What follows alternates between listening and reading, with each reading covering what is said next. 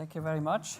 And I'm happy to speak to you a little bit about robotics and, as already mentioned, specifically mobile robots and motion. All right, in fact, it's not a new idea to try and have a kind of mobile robot that goes around and does something useful to us. This is one that was proposed and built actually something like 50 years ago. To be honest though, it was teleoperated. It literally doesn't have a head. It can do useful things, but it won't really do them on its own. Now, on the other hand, robots have really become a standard in automated manufacturing. This is really how your car will be built today. It's a bunch of robots that do a couple of really difficult tasks. Now, the tasks are difficult, but they are very, very well specified, right? And in fact, the whole environment is very controlled. The robots will be just stationary, move around, and execute very clearly defined motion patterns in this case. But that works very, very well. That's the standard these days. However, I think the expectation now on robotics is much more on mobility. I have a couple of examples here about what people will expect to see, some sooner than later. The first one isn't really that much about the mobile robot, nevertheless a very useful one, having a prosthesis for an amputee to give back a hand and execute everyday tasks. But the other ones are mostly around mobility, drone next hour delivery rather than next day delivery, or having micro robots going around in our bodies, fixing us up from the inside.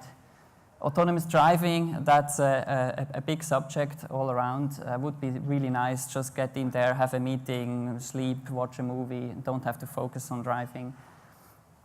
Or everyday tasks that may be difficult, annoying to some of us, like cooking. I quite enjoy cooking, but some people might find it rather a nuisance and might want a robot to do that.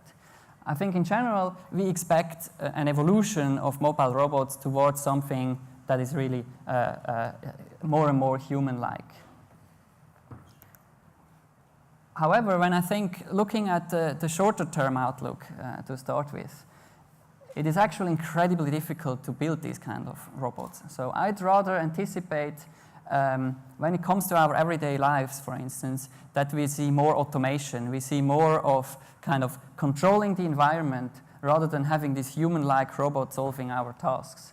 For instance, if you go in the kitchen, we might have a kind of a smart cupboard where you stack your dirty dishes in one end and they just come out magically cleaned and stacked on top of each other nicely on the other end, and they're ready to use again. Rather than having a robot that goes, loads your dishwasher, presses the button, unloads it, takes it back into the cupboard. That's much easier to do that, even if it sounds maybe in some way much more radical to really, completely re-engineer our environment. And similar for a bedroom, for instance, would be quite nice to have a smart cupboard. You just hang in your dirty clothes in one end, and then they get cleaned and dried and ironed and hung, and they come out on the other end ready to use again. Similar concept for the bed. It looks terrible. Wouldn't it be nice if it just made itself? Would be nice, and it's probably easier to have a smart bed that can do that on its own rather than a robot that goes around and does it the way that we do it. So I think we will have to kind of rethink on the short term, and we'll see a much more automation, which has nothing to do with mobile robots. Mobile robots being my area of expertise, though. Because that having said, there's still a plethora of tasks that we want to be carried out by robots. I want to have automated in some way where we can't just automate it. We can't just control the environment and make it work in that way. It's the more complex tasks. Also, some tasks that simply require mobility. Autonomous driving, you need a car that drives around and finds its way, right? So we do want to make progress in mobile robots, and we do want to solve more complex tasks. Now, this is an interesting video that I would like to show you because it kind of illustrates what's actually possible today with robotic hardware. So this is a real video. I'll play it now. where the robot does something quite useful. I might quite want to have a robot like that. You know, it goes around, it clears up things, it puts things back into order. It's heavily sped up. It's a bit of a slow robot, but you know, I can do other things while it's doing that. So I quite like that robot. I might want to have it. Now, the video is real, but it's still fake because the robot was actually teleoperated. So there was somebody sitting there and just steering it and doing that.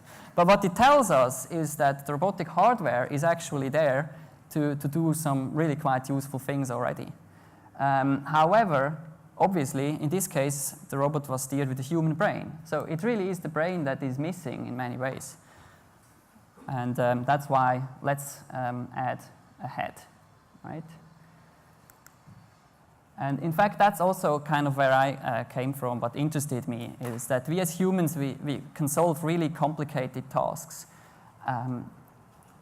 that are really far from being achievable with today's robotics. But how come? How is that? How are we capable of doing that?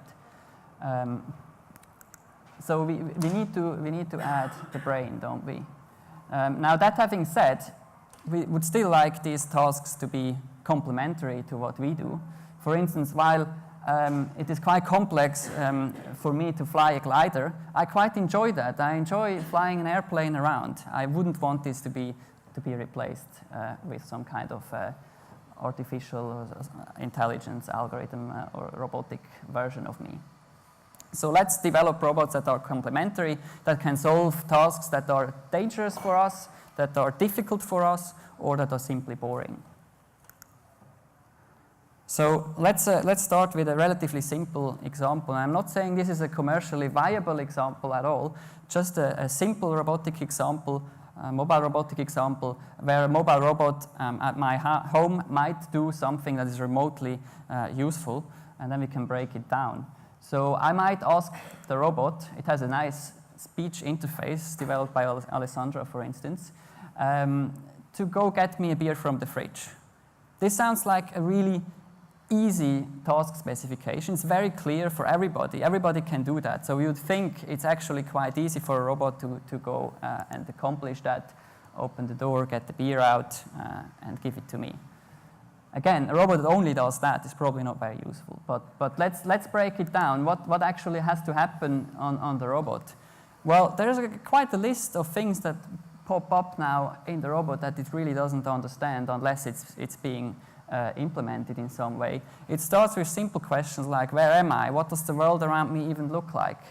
Where is this fridge? Well, what is a fridge actually? You first need to know what the fridge is until you then actually find it. And then how do you get there safely without bumping into everything? So you need to really understand the environment for that. And then what's a beer? What does it look like? And how do you open the fridge and get it out there? So just breaking down what has to kind of happen, we realize that is actually quite complicated, even though all of us, we do it on an everyday basis. Now, on the other hand, you might say mobile robots are already out there. An airplane gets you across the Atlantic Ocean. It's pretty much automated. It could do it pretty much all on its own. It's flying, it's taking off, flying, landing. It can all be automated. Similar with the DLR, it's already not got a driver in there anymore. It just does it on its own. It's clearly mobile robots, isn't it?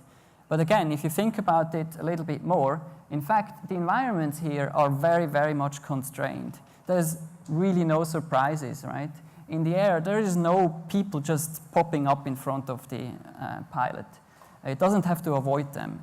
It's really clear what is going to happen. Similarly for the DLR, it literally has to just follow the rails and the schedule, and that's it. So the task and the environment are very much constrained, very much narrowly defined. Now the beer example is very different in that sense, because it has to work in every person's place. And ideally it would then also generalize towards some more meaningful tasks. So some work we have done to address just the first kind of questions about localization and mapping, I can show you here. So this is a system that, I hope it will play, yes. that takes the input of a camera. In fact, this is an RGB color and depth camera, so we can see the inputs to the algorithm on the bottom left, and then we stitch together this information into a coherent 3D map and simultaneously localize the camera. You can kind of see it fly around there, visualized, I hope. So we have to solve this problem jointly of building the map and localizing the camera in there as it builds it up. There's no additional information, only the images that are coming in. And the particular difficulty that we address here is that the system might start to remap part of the room here once again in a slightly different location. You can see that there. It starts to recreate the same map again. And what we do here is we can actually distinguish, or we can make sure that it finds out it is something that it has already mapped, and then it can bring it back into place, and it can actually deform the whole map around it. And in that way, we end up with a really nice, consistent map as time goes on and the robot goes around in this one. So that's a very useful first thing to have. Now again, this allows us only to maybe specify to the robot, go to XY position, such and such. But that's really not how I want to interact with a robot, right? At this point, I would like to really understand what's actually going on in the scene. So let's add also a layer of semantic understanding of the scene. So that's the next thing that we did here. And in fact, I'm quite grateful to have Alessandro introduce some of the concepts before. We're using deep learning in this case to turn the kind of map that I've shown you before into something that has also semantic meaning, in the sense that you would like to know what elements of the map are bed or window or floor. And this is what makes your map that you're building truly useful and lets you then finally interact with the robot. Maybe here, tell it something simple as clean the floor underneath the bed, right? Or find the fridge, right? And in fact, the way it's being done is we use the same localization mapping process I've introduced before, but in parallel, we also feed the imagery, RGB and depth image, into a convolutional neural network that has been trained on a lot of data and can then make predictions about what things are in these images.